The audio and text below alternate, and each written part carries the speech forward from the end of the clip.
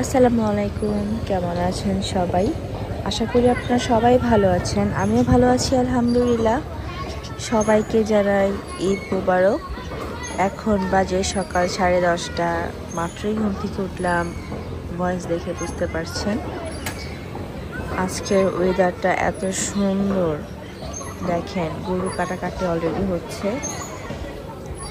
তো আজকে কি করব না করব সব কিছুই আপনাদের সাথে শেয়ার করব।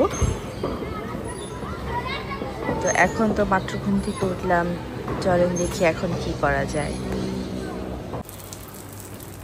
ডিম ভাজা হচ্ছে। আজকে সকালে নাস্তা খাবো কি জানেন? দাঁড়া আপনাদের দেখাচ্ছি যে আজকে সকালে আমরা নাস্তা কি খাবো। তার জন্যই হচ্ছে ডিম ভাজা হচ্ছে।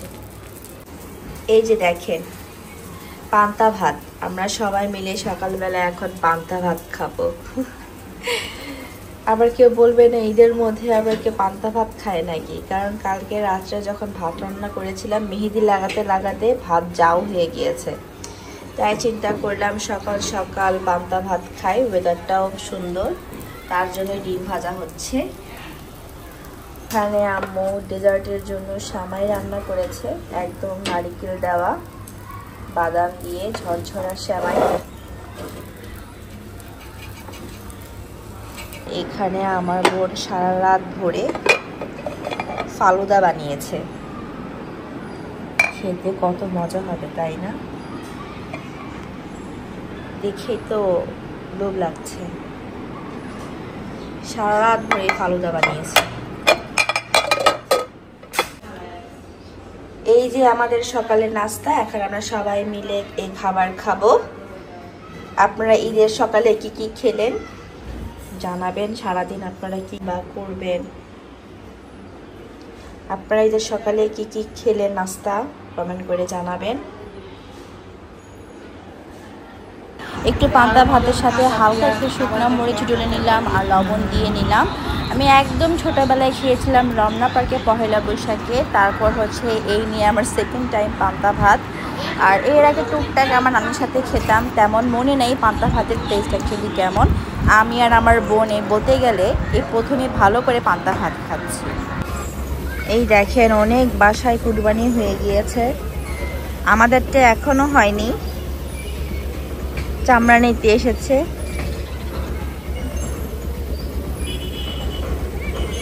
এখন বাজে হচ্ছে 11:30। এখন গোসল করব, তারপর হচ্ছে জামা কাপড় পরবো, দেন আপনাদেরকে দেখাবো যে আজকে আমি কি পরেছি। এখন বাজে 1টা, মা মেয়ে মিলে এখন নাস্তা করব। সকালে তো দেখেছেন যে পান্তা ভাত খেয়েছি, আবার একটু শুয়েছিলাম মেয়ের সাথে, তারপর উঠে এখন আমরা ডিম আর রুটি খাবো। আর বাইরের ওয়েদারটা দেখাচ্ছি আপনাকে, কি বৃষ্টি পড়ছে বাইরে। এই ঈদের মধ্যে বৃষ্টি পড়লে অনেকই ভালো লাগে, সবাই তো অনেক চকমক ড্রেস পরে, গরম লাগে প্রচণ্ড। এই ঠান্ডা ঠান্ডার মধ্যে ঘুরেও শান্তি, ড্রেস পরেও শান্তি। আর যাদের বাইরের ঘোরার প্ল্যান আছে তারা কিভাবে ঘুরবেন এই বৃষ্টির মধ্যে। কুরবানিতে আসলে তেমন ঘোরা হয় না, বাসায় সবাই ব্যস্ত থাকে গরু নিয়ে। সকালে তো একটু রোদই ছিল, মাঝখান দিয়ে আর কি সকাল সকাল একটু ওয়েদারটা একটু ক্লাউডি ছিল, দেন একটু রোদ উঠেছে। এখন দেখি একদম ঝুমঝুমে বৃষ্টি পড়ছে। বাসায় রান্নার জন্য মাংস পাঠিয়ে দিয়েছে, তারপর হচ্ছে কলিজা ফ্যাপসা পাঠিয়ে দিয়েছে। এগুলো ভালো করে পরিষ্কার করে আম্মু হাতে মাখিয়ে বসিয়ে দিবে। আর এখানে আম্মু ঈদের জন্য রান্না করেছে মুরগির কোরমা, দেখেই তো লোভ লাগছে, খেতে না কতই মজা হবে। আর সাথে ছিল একদম সাদা পোলাও, দেখেন একদম ধোঁয়া উঠছে গরম গরম। ঘরে খালামণিরা আসবে তো সবাই একসাথে খাবো। আর এই যে গরুর মাংস এখানে ক্লিন করছে বসিয়ে দেওয়ার জন্য, এক হাঁড়ি বসিয়ে দিবে। এই যে আম্মু নিজের হাতে মাখিয়ে নিচ্ছে সব মশলা দিয়ে। আম্মুর হাতের এই গরুর মাংস খেতে কি যে মজা, সবার মার হাতেই গরুর মাংস খেতে অনেকই মজা তাই না? তো আম্মুর মাখানোটা একটু ভিডিও করে নিলাম যে আম্মু ভালো করে গরুর মাংসগুলোকে মাখিয়ে নিচ্ছে, এটা একবারে বসিয়ে দিবে। এই তো রেডি হয়ে গেলাম, এটা হচ্ছে আমার ঈদ লুক। কেমন লাগছে আমাকে? এই দেখেন সিম্পল একটা ড্রেস পরিয়ে নিয়েছি, আর দেখেন আমার মেহেদির রং কতটা গাঢ় হয়েছে। এবার আমি শান্তি মতো মেহেদি কালারটা পেয়েছি, এছাড়া তো কালচে কালচে লাগে। তো কেমন লাগছে, একদম সিম্পল একটা লুক করেছি। তো এই তো ফাইনালি আমি ঈদের জন্য আজকে রেডি। তো সারাদিন কি করব না করব সব কিছু শেয়ার করবো, সাথে থাকলে দেখতে পারবেন। এখন 3:30 বেজে গিয়েছে, ছবি টবি তুলতে ভিডিও করতে করতে সময় হয়ে গিয়েছে। আর ওখানে গরুর মাংস কাটছে, আর হচ্ছে এখানে গরুর মাংস বসিয়ে দিয়েছে। বাবা কি গরম! এই যে দেখেন গরুর মাংস এখানে হচ্ছে, সময় লাগবে, অনেক খিদা লেগে গিয়েছে। এখন আমরা সবাই মিলে খেয়ে নিব পোলাও আর হচ্ছে মুরগির কোরমা দিয়ে। দেখতে কত ইয়ামি হয়েছে, খেতেই না কত মজা হবে, তাই না?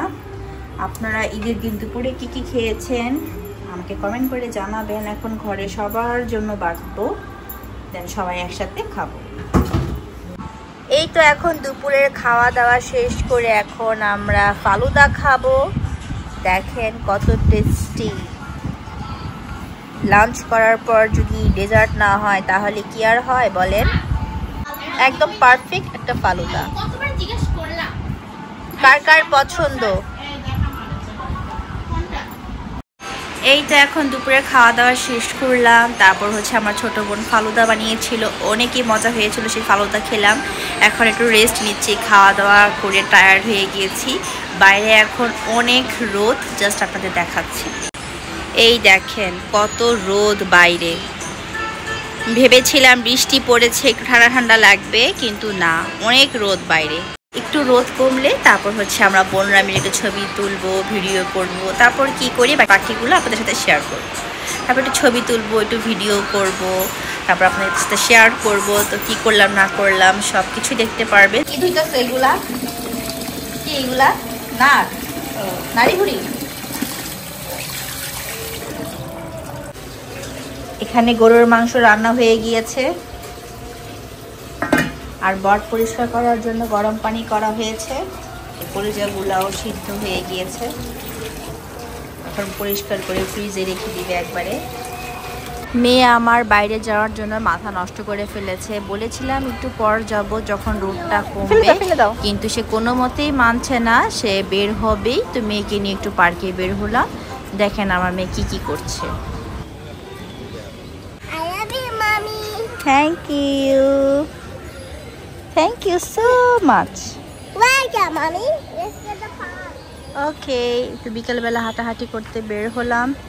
এত রোদ, রোদের মধ্যে ছবি তোলার একদমই মুড নেই। আর দেখেন গাছ থেকে ফুল ছিঁড়ে ছিঁড়ে নিচে পড়ছে, কত সুন্দর লাগছে, তাই না? এই দেখেন গরমে পুরোই অবস্থা খারাপ। এত রোদের মধ্যে ঘোরাঘুরি করতে মোটেও ভালো লাগছে না।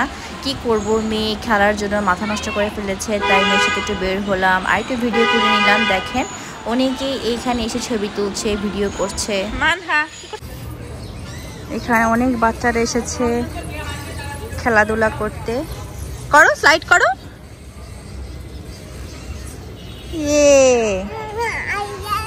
ওকে।